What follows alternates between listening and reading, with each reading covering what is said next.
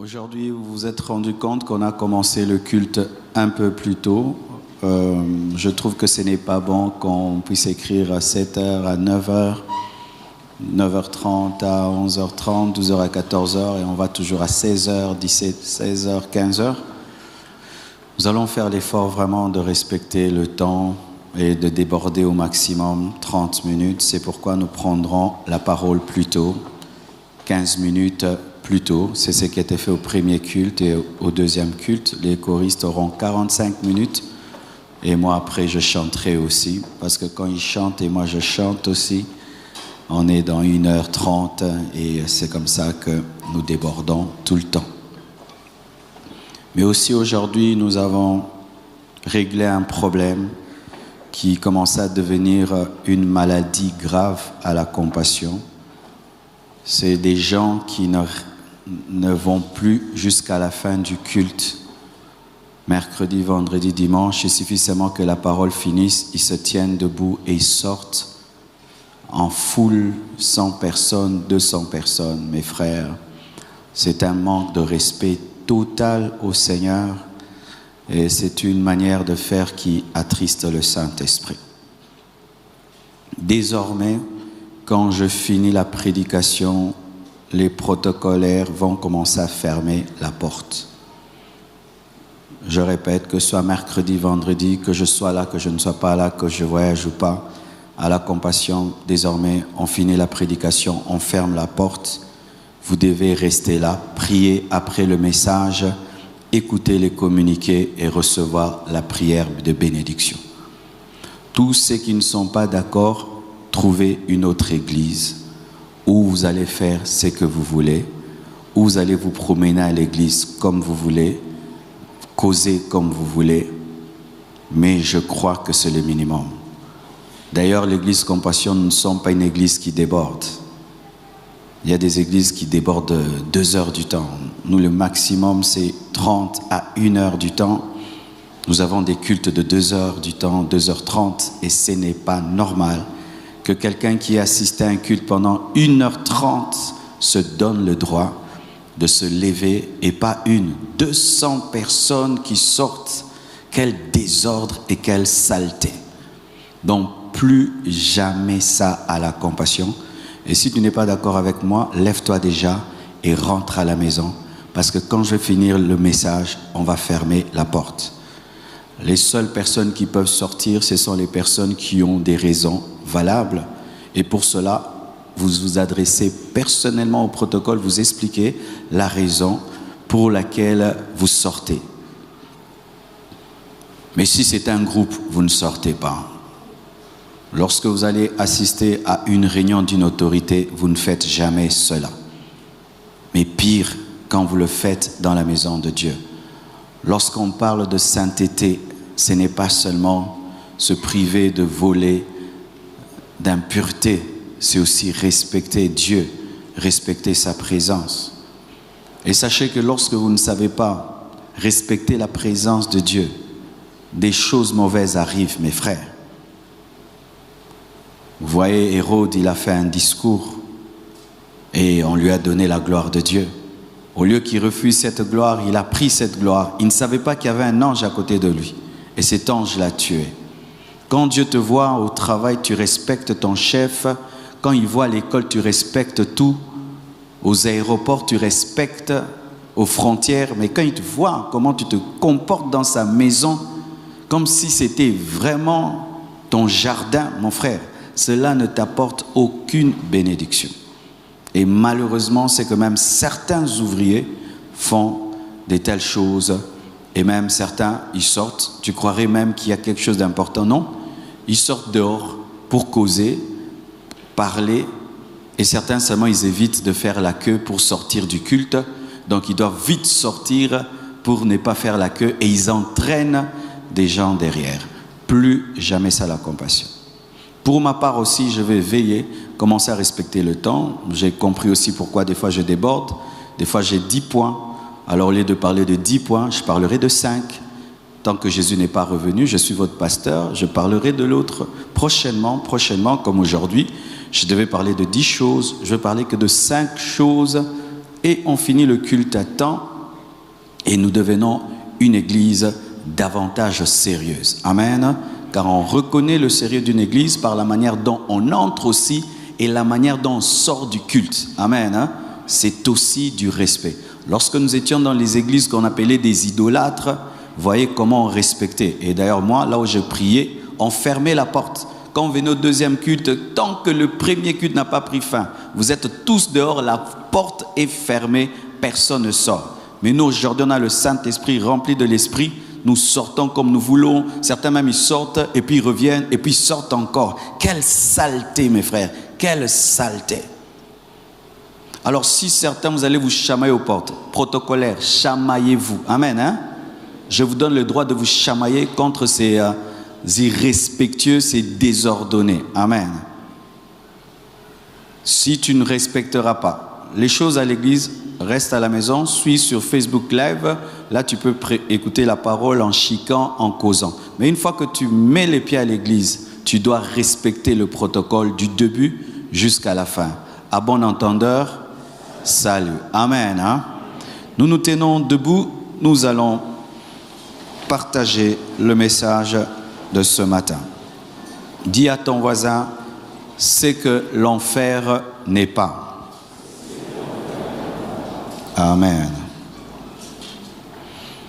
Donc c'est une série de messages que je vais apporter pendant nos cultes de sanctification sur c'est que l'enfer existe. Je crois que ce serait une série de 10 messages.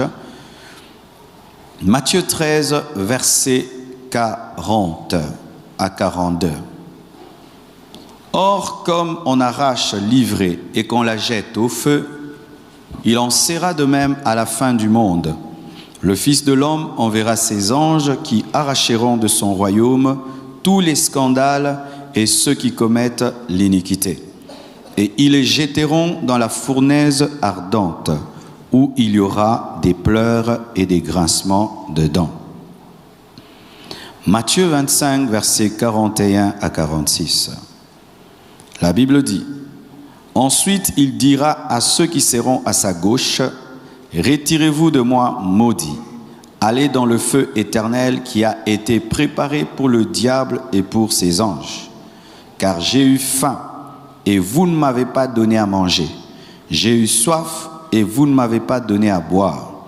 J'étais étranger, et vous ne m'avez pas recueilli. J'étais nu, et vous ne m'avez pas vêtu. J'étais malade et en prison, et vous ne m'avez pas visité. » Ils répondront aussi, « Seigneur, quand avons-nous vu ayant faim, ou ayant soif, ou étranger ou nu, ou malade, ou en prison, et ne t'avons-nous pas assisté ?» Et il leur répondra, « Je vous le dis en vérité, toutes les fois que vous n'avez pas fait ces choses à l'un de ces plus petits, c'est à moi que vous ne les avez pas faites.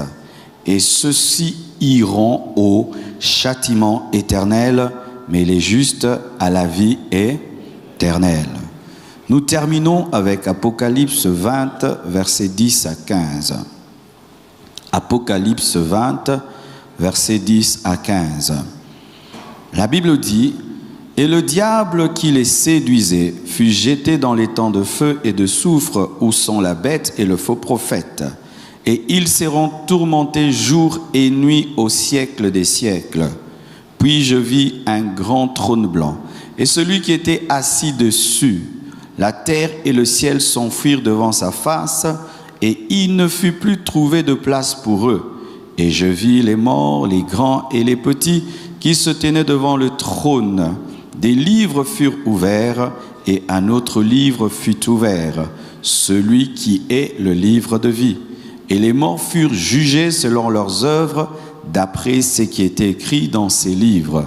La mer rendit les morts qui étaient en elle, la mort et les séjours des morts rendirent les morts qui étaient en eux, et chacun fut jugé selon ses œuvres.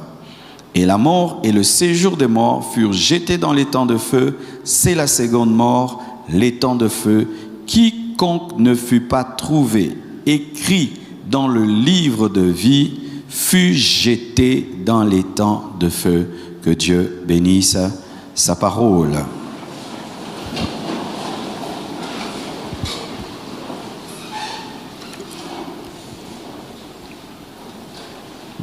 l'enfer. Bien-aimés frères et sœurs,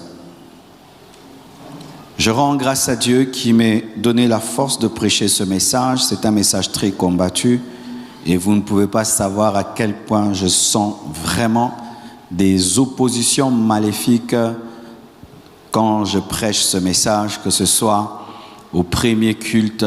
Et là, je sens vraiment les esprits mauvais vouloir me fermer la bouche pour que je ne dise pas ces choses.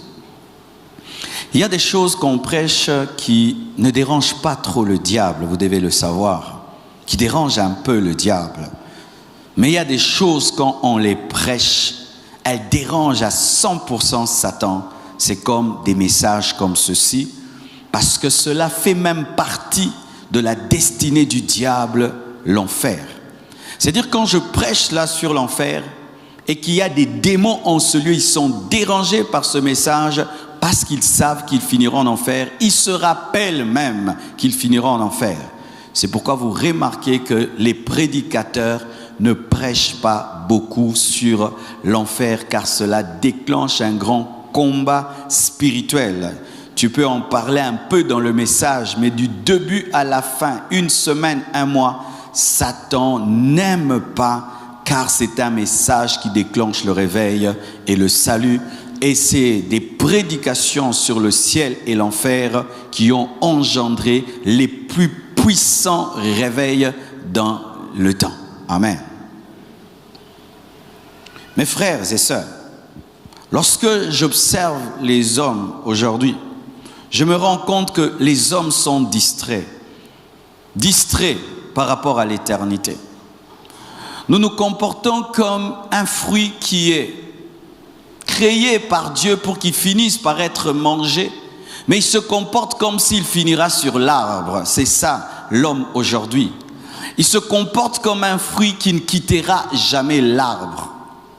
Un fruit peut aimer l'arbre de tout son cœur, qu'il le veuille ou pas, il finira par quitter l'arbre. S'il ne quitte pas parce qu'il est cueilli, il tombera parce qu'il y a un oiseau qui est tombé dessus ou qui l'a mangé, ou il y aura un vent, ou un homme va cueillir, quelqu'un va bouger l'arbre, ou il va pourrir, mais aucun fruit ne reste éternellement sur un arbre. Et nous aussi dans ce monde-ci, mes frères, nous ne resterons pas éternels sur cet arbre appelé le monde, appelé la vie. Nous sommes des fruits. Ceux qui sont jeunes, ils sont comme des fruits verts. Ceux qui sont déjà adultes sont comme des fruits mûrs. Et ceux qui sont vieux, je ne sais pas que vous êtes des fruits pourris, mais vous allez vers la mort. Mais tu peux t'accrocher à l'arbre. Mais il y a un principe dans ta nature. Tu es appelé à tomber. Et tu peux aimer cette vie.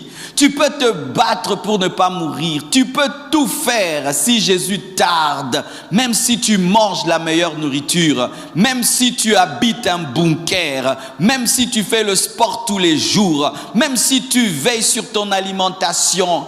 Même si tu ne sors jamais de ta maison évitant un accident. La mort te trouvera là parce que tu es un fruit. Tu finiras par tomber de l'arbre.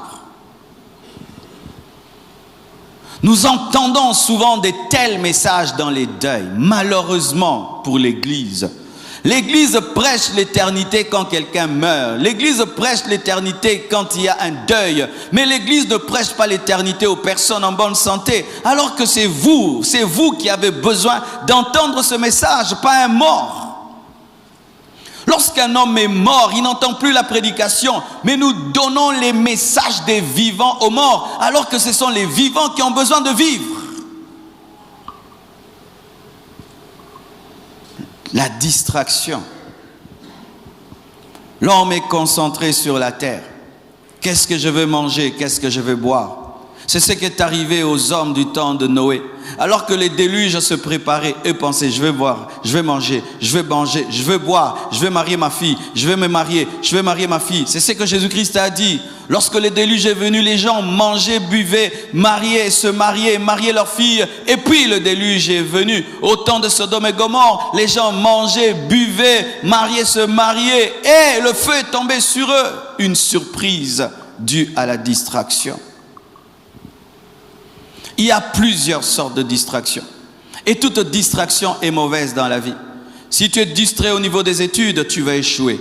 Si tu es distrait quand tu conduis une voiture, tu auras un accident. Si tu es distrait dans les affaires, tu vas rater des grandes opportunités. Mais tu peux toujours te rattraper dans les affaires. Tu peux te rattraper dans les études. Tu peux éviter un accident. Mais quand tu es distrait par rapport à l'éternité, mon frère, si tu es distrait par rapport à l'éternité, ce sera fini. Là, on ne se rattrape pas. Là, il n'y a pas de seconde chance. Là, il n'y a pas de rattrapage. Mais les gens sont distraits. Combien de fois pensez-vous à votre éternité? Et combien de fois vous pensez à l'argent? Combien de fois vous pensez à la bénédiction? Et combien de fois vous pensez à l'éternité? Combien de fois vous pensez à la vie sur cette terre? Et combien de fois vous pensez à vos maisons dans le ciel? Vous remarquerez à quel point nous sommes distraits. Et une distraction mortelle, une distraction tellement nuisible que le message de l'éternité a quitté la bouche des prédicateurs, a quitté les séminaires, a quitté les conventions. Prêcher l'éternité, c'est être un prédicateur basique, c'est un prédicateur qui manque quoi dire, c'est être un prédicateur qui manque de révélation. Alors que Jésus-Christ, prêchant pour la première fois, a dit « Répentez-vous car le royaume des cieux est proche ». Jésus a eu comme premier message « Répentez-vous car le royaume des cieux est proche ». Et quand il est parti, il a annoncé son retour. Jésus a commencé avec l'éternité et il a fini avec l'éternité. Les chrétiens, les païens, tous, nous sommes distraits. Dommage, mes frères et sœurs, que nous puissions même être comme des païens. Le païen ne pense pas au ciel, le chrétien ne pense pas au ciel. Le païen ne croit pas en enfer. Et il y a aussi des chrétiens qui ne croient pas en enfer. Même certains grands hommes de Dieu, théologiens, arrivent à dire que l'enfer est une erreur. L'enfer n'existe pas. Les hommes vivent comme s'ils ne seront pas jugés.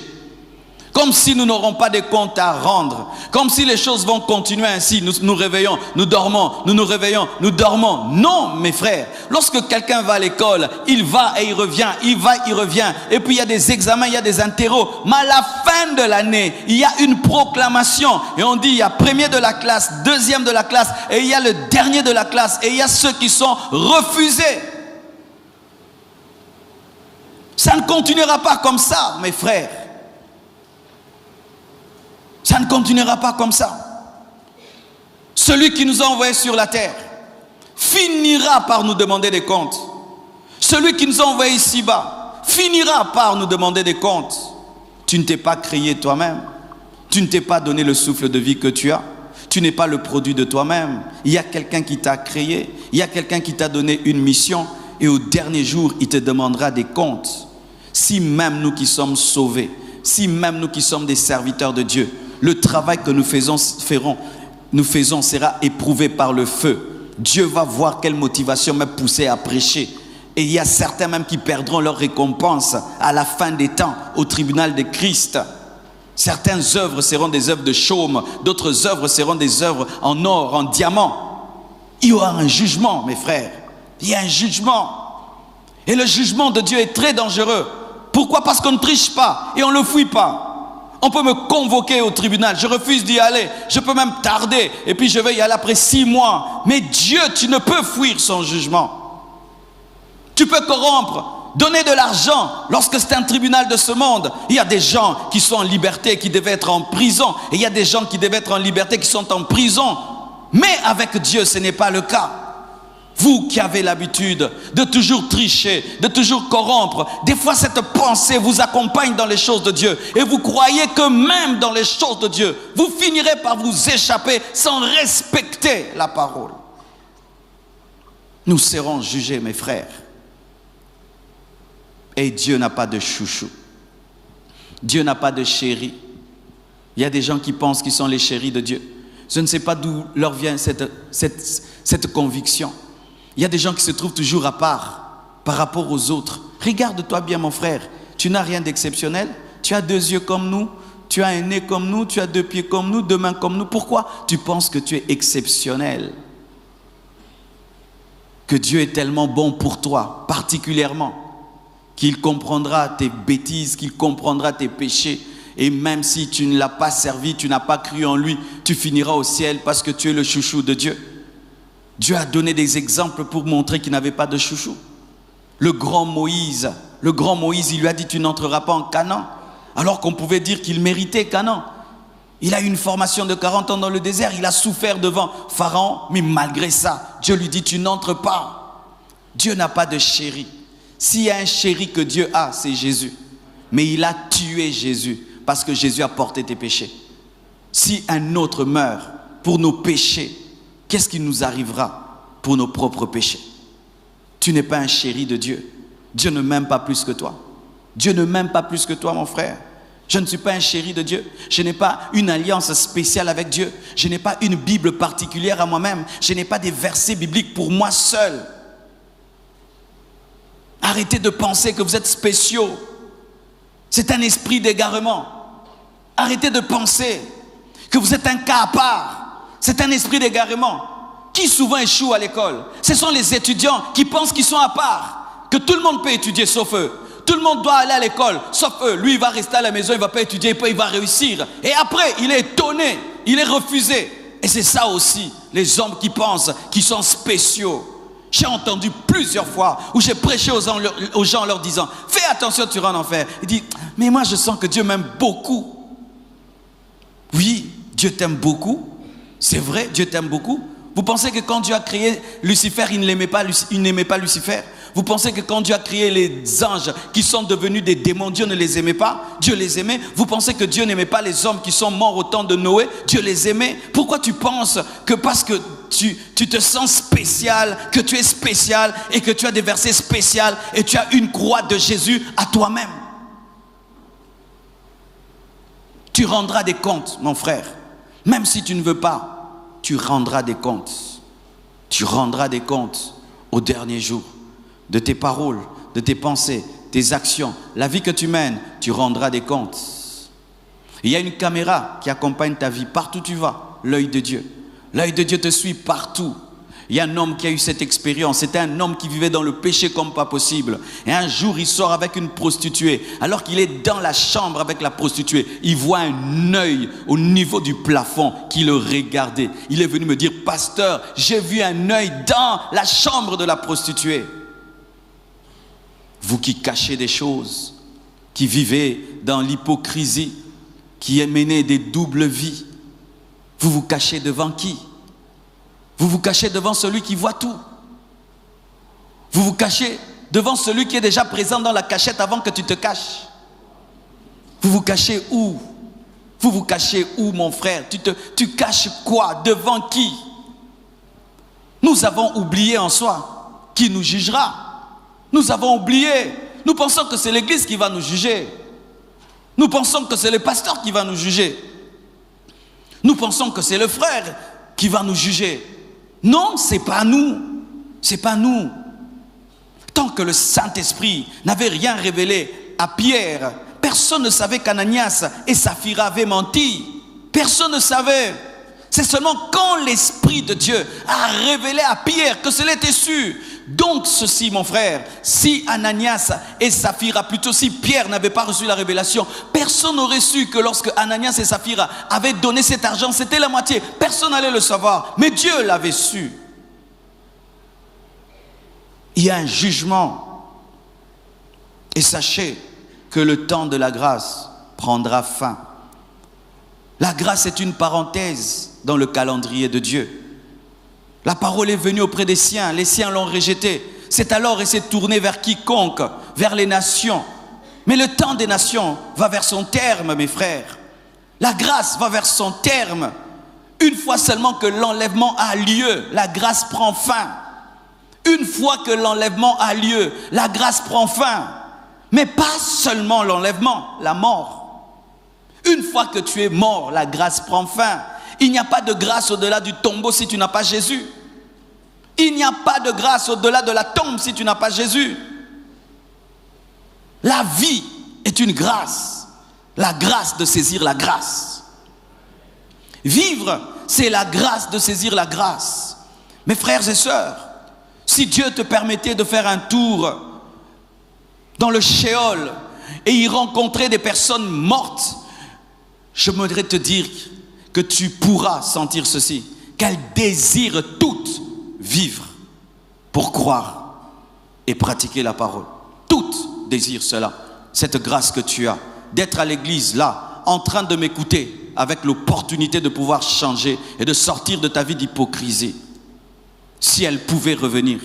C'est ça le cri de l'homme riche qui a demandé à Abraham que Lazare puisse revenir prêcher à ses 5 frères pour qu'ils ne viennent pas, afin qu'ils comprennent qu'ils ont la grâce d'être vivants.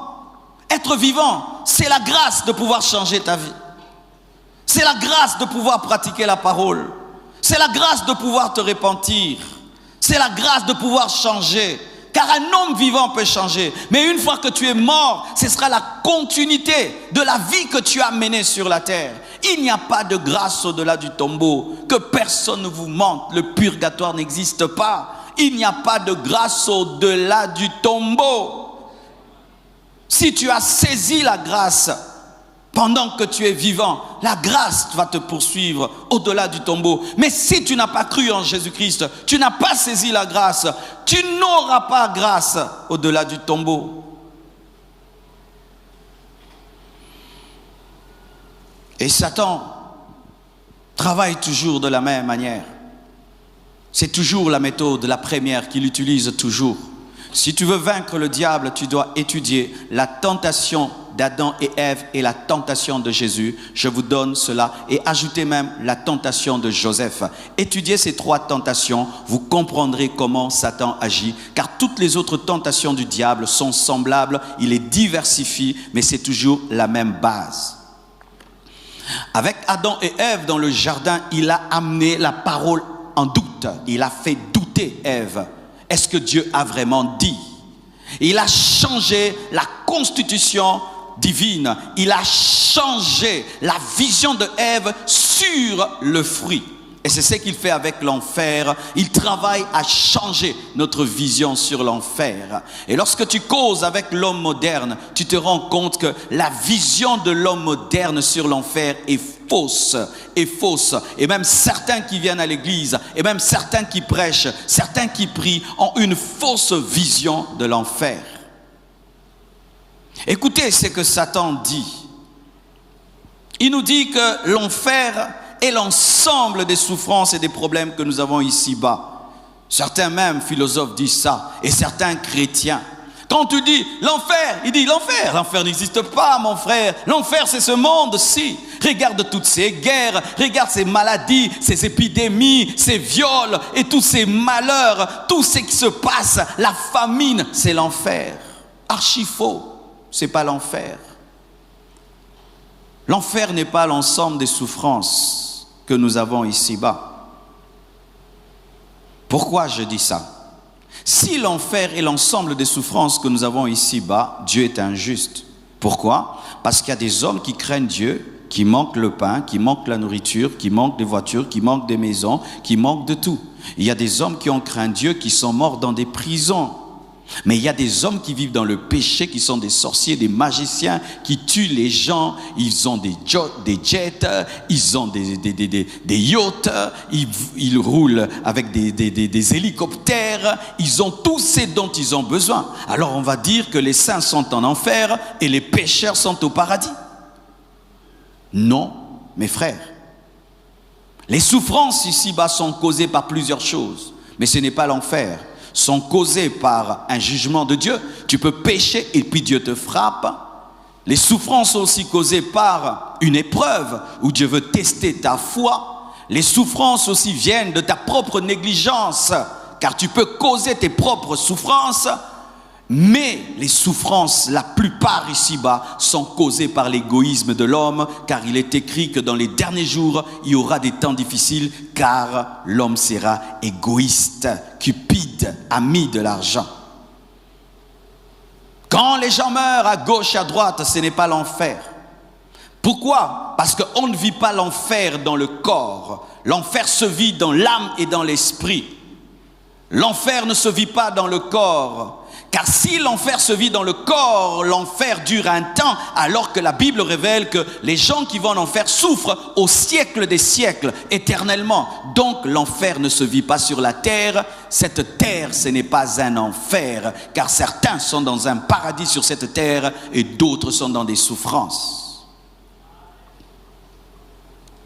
L'enfer, mes frères, n'est pas un lieu plein d'ambiance où tous les viveurs se réjouiront sans l'interdiction de Dieu. Ça, souvent, j'ai entendu des gens le dire.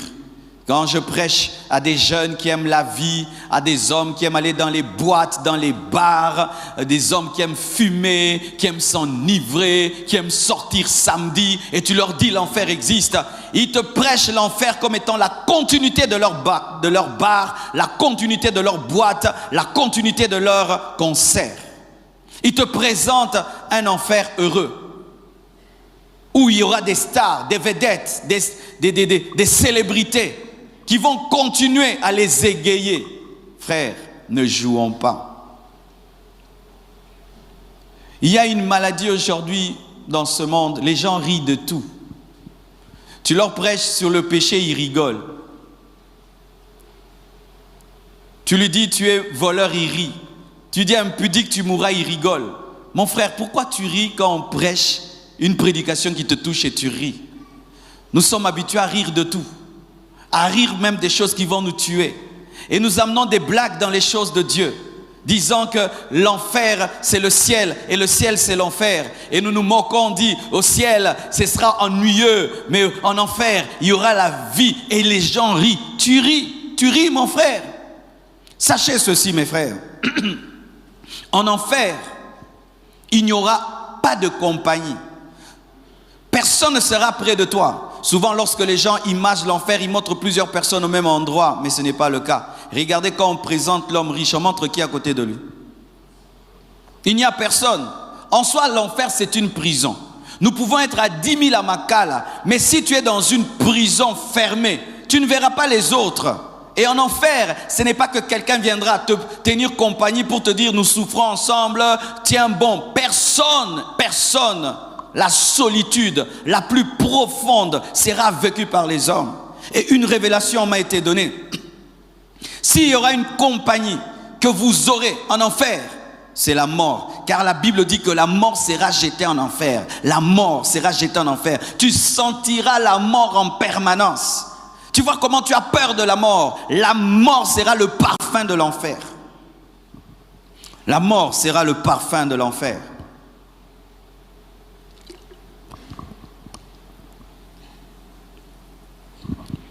Et on dit, non, moi je préfère aller en enfer. Parce que là-bas, les gens s'amusent. Les gens blaguent. Les gens aiment écouter la parole en blaguant. Ils aiment les prédications, le côté où ça fait rire. C'est devenu la maladie actuelle. Je remarque même pour vous qui coupez mes prédications. J'aimerais un peu vous poser la question, vous tous qui coupez mes prédications et les balancez sur le net. Pourquoi vous ne prenez que les partout je parle du mariage et des fiançailles? Est-ce que moi je ne prêche que le mariage et les fiançailles? Vous voulez faire de moi maintenant un prédicateur des mariages et des fiançailles? Moi je ne prêche pas que ça, mais c'est seulement ce que vous mettez sur internet. Tu vas épouser une bonne femme, tu vas épouser une bonne femme. Moi je prêche que ça. Coupez aussi cette prédication d'aujourd'hui, mettez-la sur internet. Ça vous n'allez pas mettre. Vous aimez couper les parties de mes prédications où je fais rire les gens. Moi je ne suis pas un gadiadia, moi je ne suis pas un mangobo. Non, et ne riez pas. Moi je ne suis pas votre mangobo pour vous faire rire. Quand vous voulez un peu rire au nom de l'évangile et de la parole de Dieu, vous prenez une prédication d'1 heure du temps où je fais rire pendant 10 minutes. C'est là que vous prenez, vous mettez partout. Les gens croient que moi je vais faire rire. Maintenant quand ils viennent à l'église, ils trouvent l'autorité comme ça. Ils sont étonnés. Pourquoi? Moi j'étais attiré parce qu'il fait rire. Mais qu'est-ce qui passe? C'est pourquoi tu dors. Si vous voulez dormir, prenez des coussins, dormez. Pourquoi vous voulez faire de moi un blagueur? Pourquoi vous ne prenez des parties de mes messages seulement là où je vous fais rire? Moi je ne quitte pas ma maison pour vous faire rire. Non, je ne quitte pas ma maison pour faire rire. Je ne quitte pas chez moi avec la décision de faire rire quelqu'un. Non. Si c'est pour ça que tu viens à l'église, vraiment je trouve une autre église parce que je ne suis pas un gadiadia. Non. Mais le problème c'est celui-là, lorsque la parole vous touche, vous aimez rire. Vous aimez rire seulement pour l'esquiver. Pour esquiver la parole. Pour qu'elle ne vous touche pas. Alors vous riez pour qu'elle passe. C'est une manière d'esquiver la parole. Parce que si tu restes conscient, tu restes triste, elle va te toucher, tu vas changer. Tu préfères rire. Une stratégie satanique et démoniaque. Et c'est cet esprit-là qui saisit beaucoup de gens, qui commence maintenant à se moquer du ciel. Oh, ce ciel-là, ce ciel-là. Mon frère, le ciel, c'est ça l'espérance de l'homme. L'homme a été créé dans le paradis et il ne doit vivre que dans le paradis. C'est là où nous devons vivre. Regarde, je ne sais pas si tu es vraiment spirituel, mais un homme très spirituel, même vivre sur cette terre le fait souffrir. Un homme spirituel, vivre sur cette terre le fait souffrir. Quand il voit les injustices, il voit les gens qui tuent les autres, qui détruisent les autres, mais qui sont toujours en train de prospérer. Ça fait souffrir un homme qui craint Dieu, de voir les gens pécher. La Bible nous dit, à cause du péché de Sodome et Gomorrhe, l'autre avait mal à cause du péché des autres, mais il avait mal. Et lorsque même Paul parle, il dit, il préfère mourir, mais pour l'église, il préfère rester. Mais s'il doit choisir, il veut partir. Jésus même a dit, jusqu'à quand vous supporterai-je? 3 ans. Quand tu deviens spirituel, mon frère, ton esprit crie ciel. Ton esprit soupire après le ciel. Ton esprit crie que cette terre s'arrête. Un homme, quand tu montes en esprit, tu pries que ces choses s'arrêtent. Que cette terre, ces choses s'arrêtent. Que la terre s'arrête. Que ce monde s'arrête. Moi, je prie que ça s'arrête. Moi, je prie que ça s'arrête. Toi, tu aimes cette terre? Moi, je prie que ça s'arrête. Tu regardes le confort de ta maison parce que tu vis bien. Regarde tous ces Congolais qui meurent là-bas au Kivu. Certains qui vivent dans des brousses. Tous ces gens qui souffrent, mes frères. Tu es déjà parti à l'hôpital et tu vois les gens. Mais tu dis, mais c'est pas vrai. Des gens qui ont des fers partout dans le corps.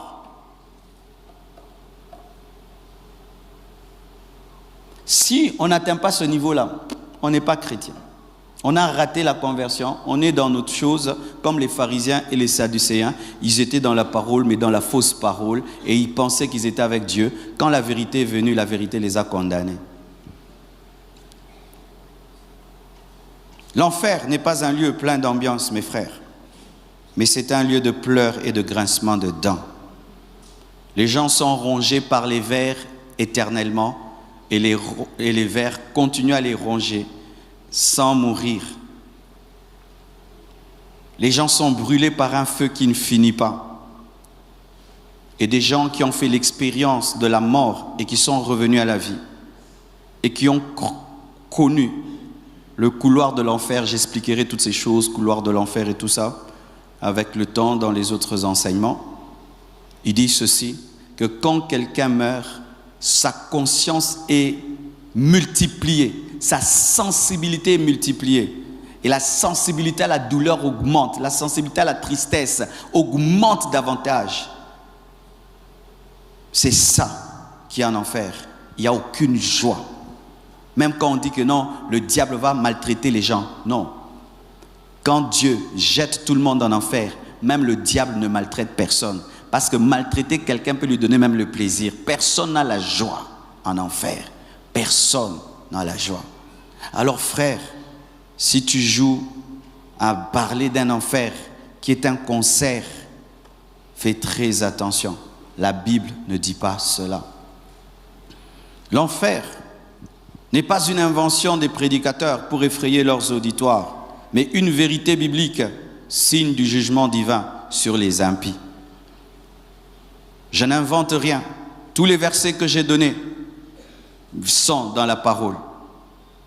J'aurais même préféré, mes frères, que ça n'existe pas. Vraiment, si Dieu pouvait me demander mon avis, je dirais, Seigneur, enlève l'enfer. Ce n'est pas que j'invente et qu'aujourd'hui j'aimerais vous terrifier. Non, c'est la parole. Si nous devons vous prêcher la bénédiction, parce qu'elle est dans la Bible. Si on doit vous prêcher les miracles, parce qu'elles sont dans la Bible. Si on doit vous prêcher le baptême de l'esprit, parce qu'il est dans la Bible, pourquoi on ne doit pas vous prêcher l'enfer?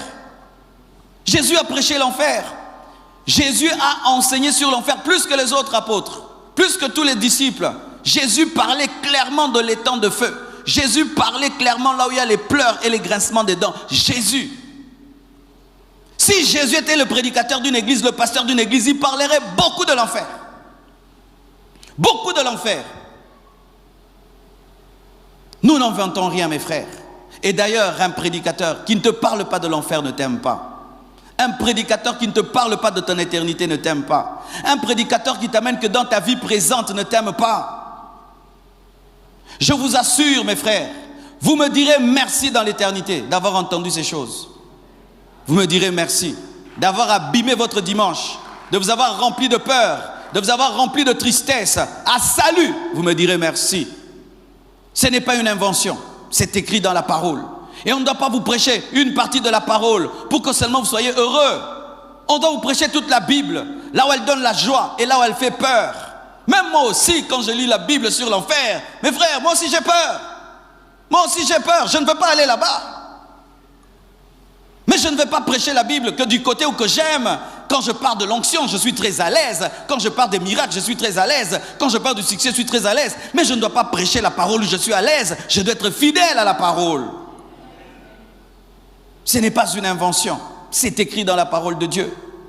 Plusieurs endroits dans la Bible, on parle de l'étang de feu de soufre. On parle de l'enfer. On parle de l'étang de feu. On parle de la seconde mort. L'enfer n'est pas un lieu de souffrance limitée dont l'homme finira par s'habituer et s'en sortir.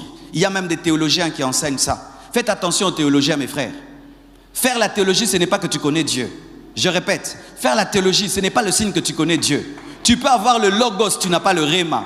Tu peux avoir les écritures dans la tête, mais tu n'as pas la parole dans le cœur. Et il y a des théologiens qui enseignent des enseignements du genre qu'un jour Dieu finira par pardonner aux gens qui sont allés en enfer. Et il te le dit en grec, il te le dit en hébreu, en araméen. Mes frères et sœurs, si Dieu arrêtera l'enfer, donc il va arrêter le ciel aussi. Car ces deux choses sont parallèles. S'il y a le ténèbre, il y a la lumière. S'il y a la lumière, il y a les ténèbres. S'il y a le ciel, il y a l'enfer. S'il y a la nouvelle Jérusalem céleste, il y a aussi l'enfer. Dieu ne va pas arrêter ça. La Bible dit au siècle des siècles. Celui qui va en enfer, mes frères, il va pour toute sa vie. Je ne sais pas si vous avez déjà connu des problèmes sur cette terre où tu as l'impression que ça ne finit pas. Tu vois que les journées deviennent longues, les années durent et tu perds l'espoir. Mais ça, ce n'est rien. Un homme qui est en enfer, il est pour l'éternité. C'est-à-dire, il n'y a plus de temps.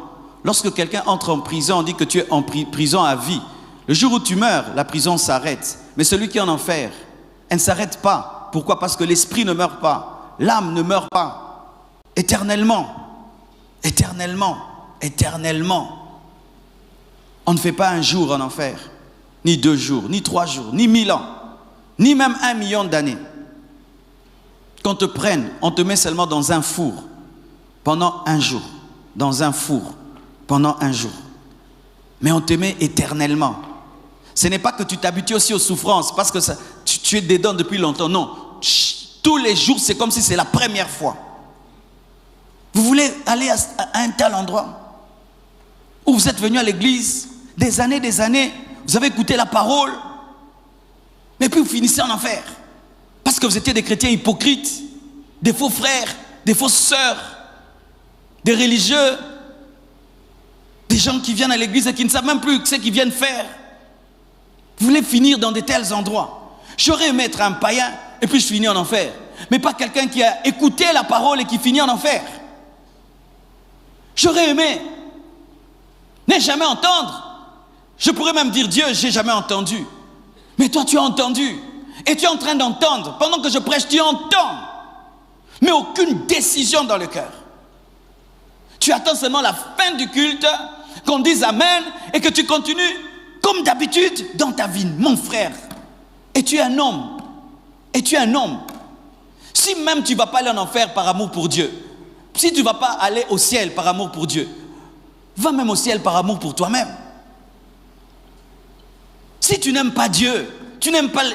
Mais aime-toi, évite-toi l'enfer.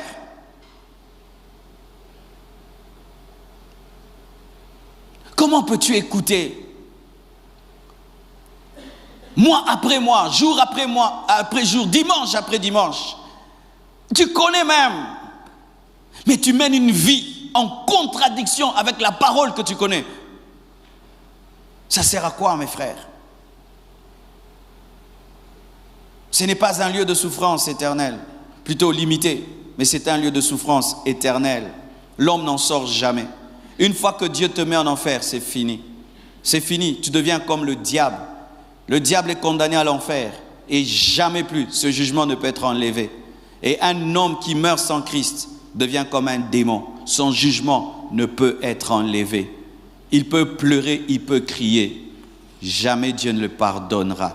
Jamais de jamais. C'est ce que la parole de Dieu dit au siècle des siècles. L'enfer n'est pas une réalité qui contredit la nature de Dieu.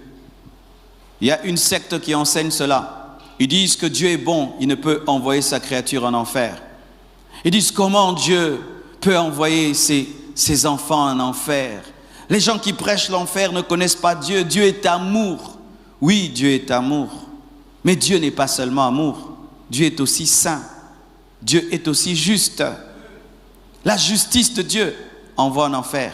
L'amour de Dieu envoie au ciel.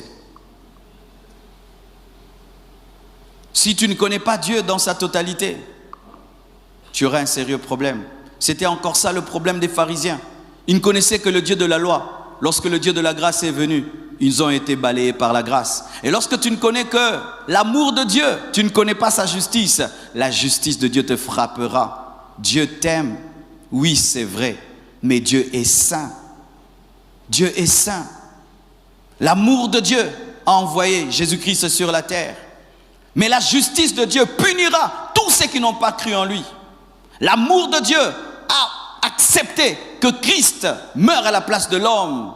Mais la justice de Dieu frappera tous ceux qui n'ont pas cru en sa mort. Et même, sachez, l'amour de Dieu a donné Jésus. Mais la justice de Dieu a tué aussi Jésus. Parce qu'il s'est fait pécher. Et la justice de Dieu devait le frapper.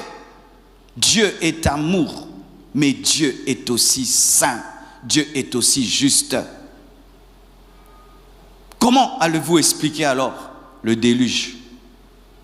Le Dieu d'amour a tué le monde entier, sauf une seule famille, la famille de Noé, le Dieu de la Bible, mes frères. Le Dieu de la Bible, on ne va pas prendre une partie de la Bible. Dieu a tué le monde entier. Et il n'a laissé qu'une seule famille. Au temps de Sodome et Gomorrhe, il a tué toute une ville. Il n'a sauvé qu'une seule famille. Dans le désert, il a massacré son peuple lorsqu'il est tombé dans l'idolâtrie. La plupart de ceux qui sont sortis de l'Égypte ne sont pas entrés en Canaan à cause de l'incrédulité. Si ce n'est Josué et Caleb, c'est le Dieu de la Bible. Le Dieu de la Bible a dit à Moïse, tu n'entres pas. Le Dieu de la Bible. Dieu n'est pas doudou. Dieu n'est pas un vieillard. Dieu n'est pas un grand-père. Lorsque tu iras au ciel, tu ne trouveras pas un vieillard. Vous qui pensez que c'est un vieillard fatigué.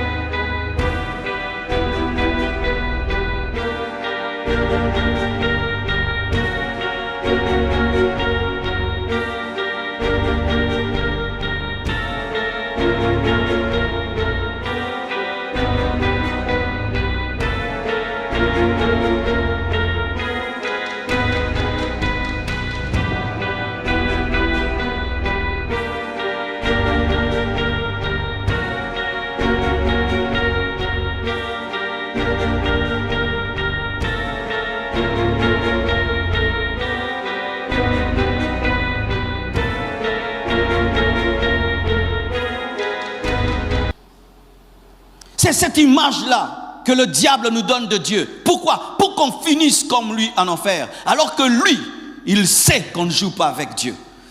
Lucifer a joué une fois seulement avec Dieu. Une fois seulement il a joué. Il a été banni pour l'éternité. Avec toute la foule qu'il a suivi. Si vous ne savez pas, mes frères, ce sont des milliards d'anges qui ont suivi Lucifer. Il y a des milliards de démons. Malgré qu'ils étaient nombreux, Dieu les a tous bannis. Mais il les avait tous créés, mes frères. Et certains disent, mais tous ces hommes qui croient dans des fausses doctrines, tous ces hommes qui croient, donc tous sont perdus. Oui, mes frères, ils sont perdus. Le paradis ne devient pas paradis quand il est rempli. Dieu ne souffre pas de blessures intérieures et de solitude. Avant de nous créer, Dieu est Dieu. Et sans nous, il reste Dieu. Quand Dieu n'avait qu'un seul fils, il était Dieu. Jésus lui suffisait. Jésus suffisait à Dieu. La Bible dit qu'il faisait son bonheur. Jésus, un seul fils.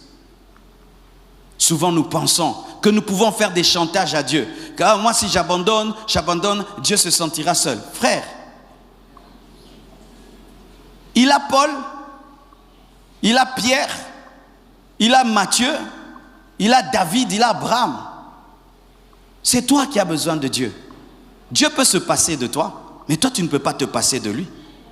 L'air peut se passer de toi, mais toi tu ne peux pas te passer de l'air. Si tu cesses de respirer, l'air est l'air. C'est toi qui as besoin d'air. L'air n'a pas besoin de toi. C'est toi qui as besoin de Dieu. Mes frères et sœurs, réfléchissez, méditez.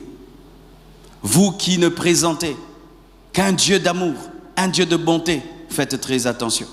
Cet esprit-là qui t'enseigne n'est pas de Dieu. Et quand vous présentez toutes les calamités qu'il y a sur la terre pour justifier même l'absence de Dieu, ce n'est pas l'esprit de Dieu. Un jour, un homme est allé dans un salon de coiffure. Et pendant qu'on le coiffait, il a commencé à prêcher. Et le coiffeur commence à lui dire, « Oh non, Dieu n'existe pas. Si Dieu existait, pourquoi il a créé le diable?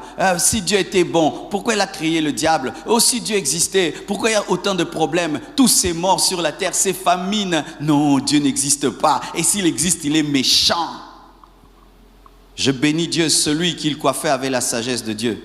Il dit, est-ce que je peux te poser une question? Il dit, est-ce que sur la terre, tout le monde est bien coiffé? Il dit, non. Alors, s'il y a des gens mal coiffés, c'est parce qu'il n'y a pas de coiffeur.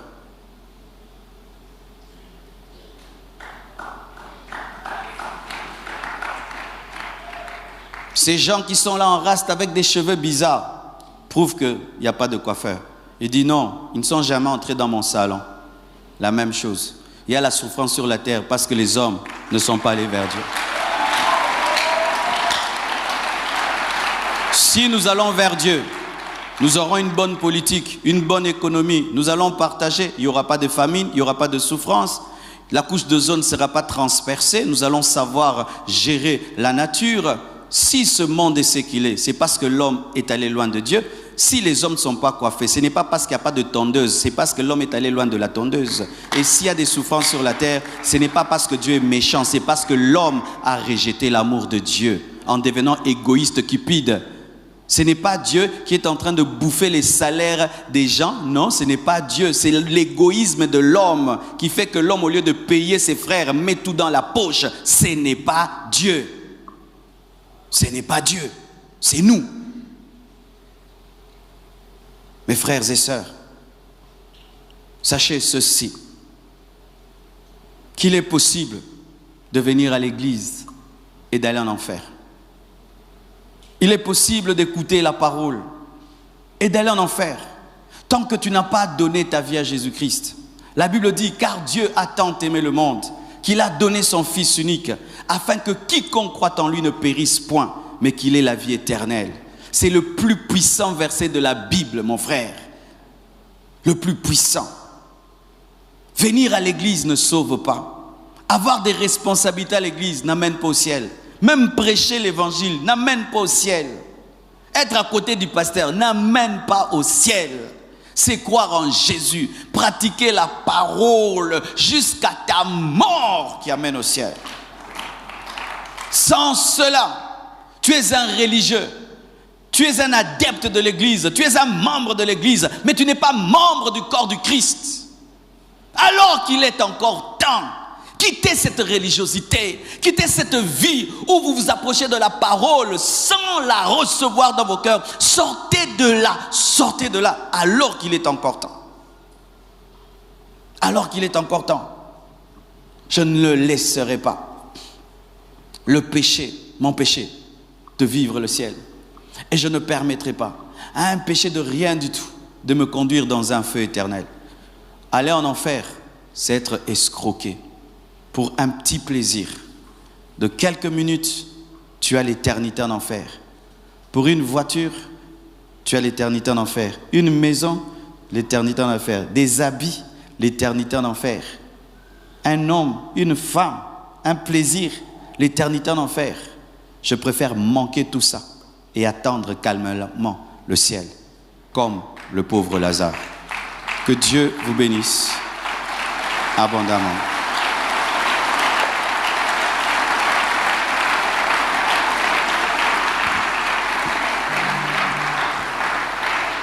Je vous prie de vous tenir debout.